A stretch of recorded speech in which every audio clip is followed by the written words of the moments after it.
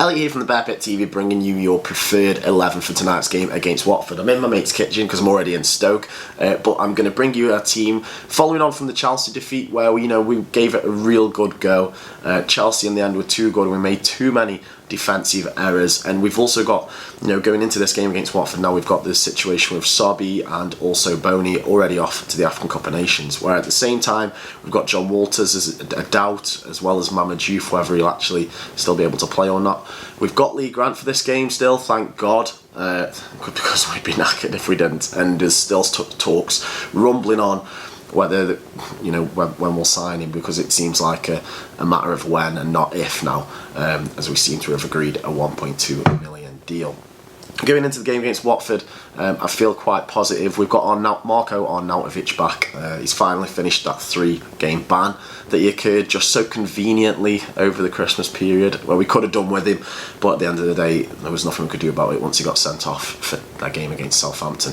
So going into this game, I am picking a team what I want to see. Some of you may not agree with this, because some of you might like certain players, might like a certain style, but this is what I want to see tonight. I want to see us go for it. I want to see us score some goals. I want to see some nice, fluid, attacking football. So I'm going to start with Lee Grant in goal, of course, because who else are you going to put there? And I think that pretty much picks itself. Then across the back I'm going for Glenn Johnson, Ryan Shawcross, Martin Zindi, and at left back I'm going to put in Mark Muniesa. The reason I say this and the reason I'm dropping Eric Peters is I don't think he's been in the best of form lately.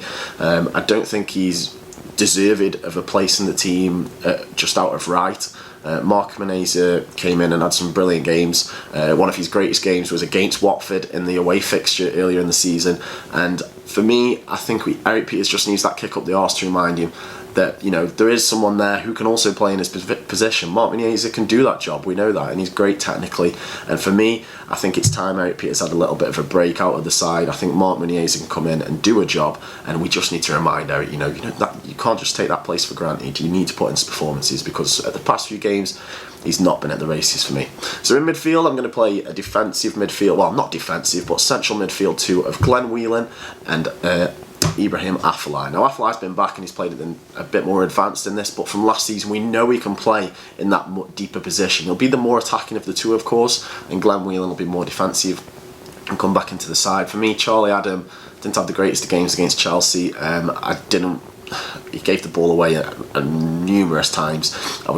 I couldn't get my head around why he started the game, in all honesty, but I think that game required Mbula. We saw Mbula do so brilliantly at Chelsea last year, running with the ball, taking people on, and for me Charlie Adam just didn't cut it. And for me, game back at home, I would put in Mbula, but I want to play Afellay there, and I know he'll be more the advanced of the two, and we need one of those players to be more defensive. So for me, it's going to be Glenn Whelan in there with Ibrahim Afellay. In the pivot at the 10 of that midfield is going to be Joe Allen, of course. How could we not play Joe Allen? Been our star signing this season without a shadow of a doubt. He's been absolutely sensational. He's scored goals. He's scored more goals than I think he ever did for Liverpool. He's played ridiculously well, and for me that number 10 spot he's sort of taken that as his own now. That is his best position. Bojan has also got a shout to play there, but for me he's going to come into the side later on, as you'll see. But for me, Joe Allen stay in that number 10 role. Of course, we've got Marko Arnautovic back, and for me, he goes straight into the side on the left, taking John Walters' position, who's a doubt with a knee injury at the minute. So for me, Arnautovic undoubtedly comes back into the side. He's one of our best players, and hopefully he is fit and ready to go. And let's see him, put a real shift in. Be as creative as possible, get some shots off, play as more of as an inside forward up top, because for me, Arnautovic is our best player. And I know a lot of people think he doesn't work, which is a myth, because he's one of our hardest working players. Thinks he's a prima donna. Yes, he does have his moments, but he signed on in the summer. Just remember how glad we were that he all signed, and how relieved we were that he signed that contract and stayed with us. Well, now he needs to put a few of those performances in what earned him that contract. He hasn't been as good as he was last season this year, but for me, now's the time for him to kick on. He's had that winter break. He should be fit, ready, raring to go, come straight back into the side, and let's play him there. Out on the right, I'm also bringing a man in that's been missing for a few games now, and I want to play Shaqiri out on the right. Mama Diouf's done his time on the right. He's put in a good shift, to be fair. He's played right wing back a lot of the time, even though he's a striker. He scored 23 goals in the Bundesliga for Hanover, and then he's somehow playing as a right wing back. But needs must.